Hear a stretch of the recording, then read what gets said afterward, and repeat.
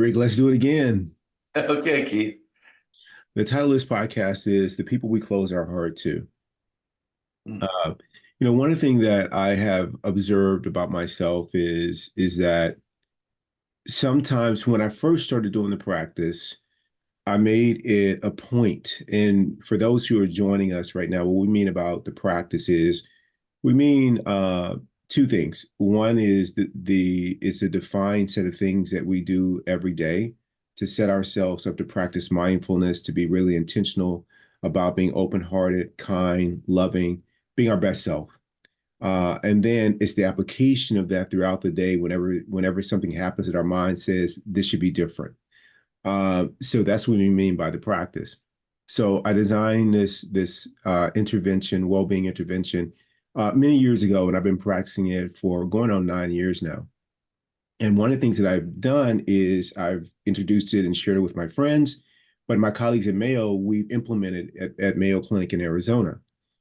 And there have been many people, over 300 employees and physicians have joined us in the practice. We've seen these relationships just really blossom. We've seen people's well-being be supported and expanded. We've done research on it, so this is all evidence-based. So very, very pleased and grateful that people are seeing a benefit from it. But at the end of the day, it comes down to, are you benefiting from it?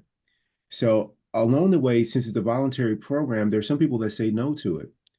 And for when I brought it into one department, the chair of the department was enthusiastic about it. And she said there's a former chair that she felt would be great too, because this person was fantastic. She's a great leader. She's a teacher. She cares about her patients. She treats staff really well. And so we rolled it out, and this person didn't sign up for it. And remember, the title of this podcast is "The People We Close Our Heart To." Mm. What this told me about myself is that the closing of the heart sometimes it can be very abrupt. This person did this, and I'm cutting them out of my life. I'll never trust them again. Or it can be they believe this, or they have this political leaning, and we cannot be friends, or I thought I knew them. And other times it can be very, very subtle, almost where you don't even notice it. Like in your room at night, you can feel that it's getting a little chilly, but you can't really, you know, notice it until it's gotten pretty cold. But there's been a draft coming in through the window. And so there's this draft coming in because this particular physician, who everyone had been touting, she chose not to do the well-being practice. And little by little, I didn't notice it at first, but my heart was closing to her. Mhm. And which is unfortunate because I lost out because I want to keep an open heart to everyone. It's not somebody I interact with, but I just really want to keep an open heart to everyone.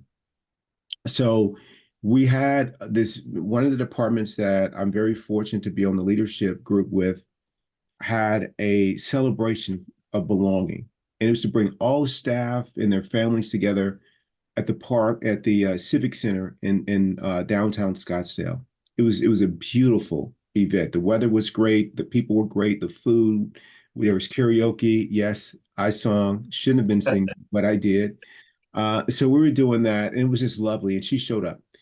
But part of this was we gave awards for the department for the year. And there was these beautiful, beautiful crystal awards that were given to everyone. And this person was considered the clinician of the year for the way that she treats patients, is there for staff, leads with a collaborative approach. And this is the person who I had slowly began to close my heart to.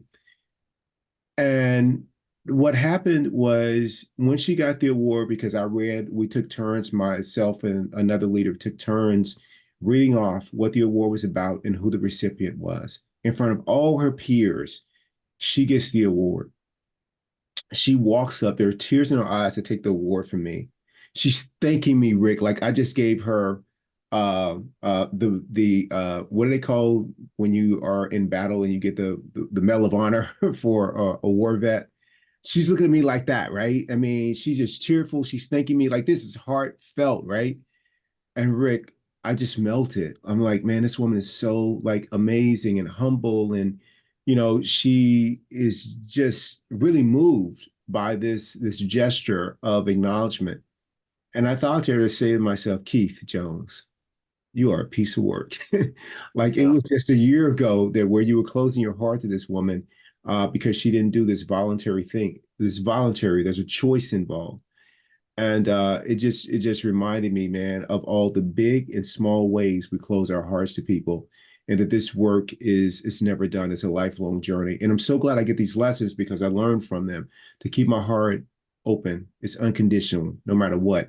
And I had done that with so many other employees who had declined to participate, but somehow because of how they touted this person or how she was viewed by others, I allowed that to influence, the closing of my heart.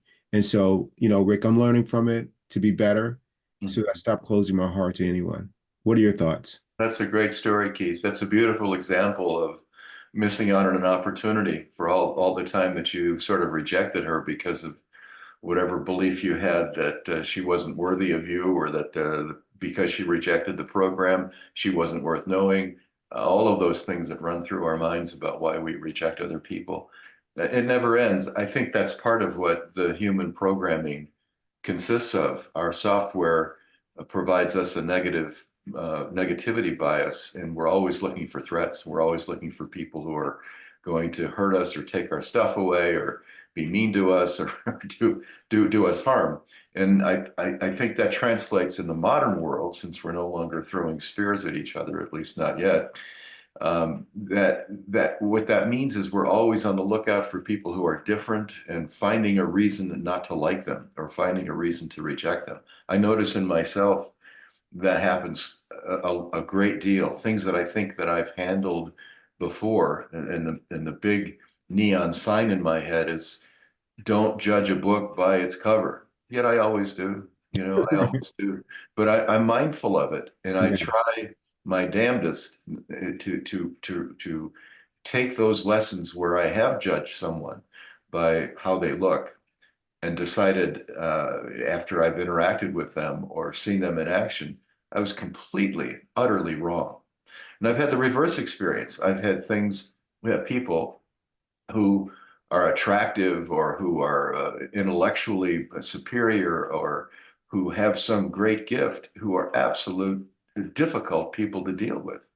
The point is, it works both ways. You give people breaks because of the way they look or the way they act, and you take points away from them if they don't act the way that you want them to act. And the reality is, it's all backwards because the whole idea of the filter is from you. It's not them. It's what you're filtering out, what you're judging, and what you're deciding.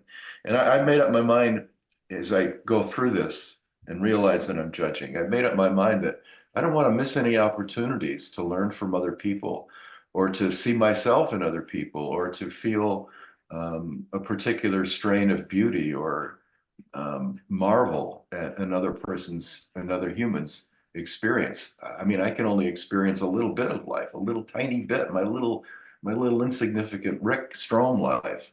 But if I have a lot of friends and I have a lot of people I'm open to, every kind of human experience is available, right? Absolutely. That's one of the beautiful things about writing, or excuse me, reading writers who are dead. That experience that those folks have had in that culture in that time, it doesn't exist anywhere, and you can take part in it. You can have a bit of exposure to that. Same thing with a musician. Same thing with a Chinese kid who's playing a violin. Who's 5 years old or 70 years apart, but there's something there that's valuable, that's worthwhile. But if you're standoffish or you have a judgment about not getting involved with another person because of the way they look or how you feel they've rejected something that you think highly of, you're going to miss out. That you're going to miss a very sustaining and important part of human life. Last point, we're all connected. We're all connected. I mean, I don't think that you can, you reject other people at your peril. There are people who are worthy of rejection, but the reason for those rejections has to do not with your judging, but with their performance. And that rejection has to do with safety. And it's not this preordained idea of, of how they're, different than you and should be treated differently. I love that story. I'm sure that, since that award that you gave her and when you said you melted, I'm sure your attitude toward her is completely different. And you're mindful about when that comes up again, when other people don't do what you want them to do. Absolutely, Rick. And I've done such a decent job of not needing an outcome like an award ceremony for me to keep an open heart or to open my heart if it was closed. And I just need more work and I'll get it. Rick, I love you. Thank you so much. Babe, we all need more work, brother. I tell you, it never ends and it's always constant, but it's the only way to have happiness and inner peace, in my judgment. Thank you, Keith. I love you. Thank you, Rick. I love you too.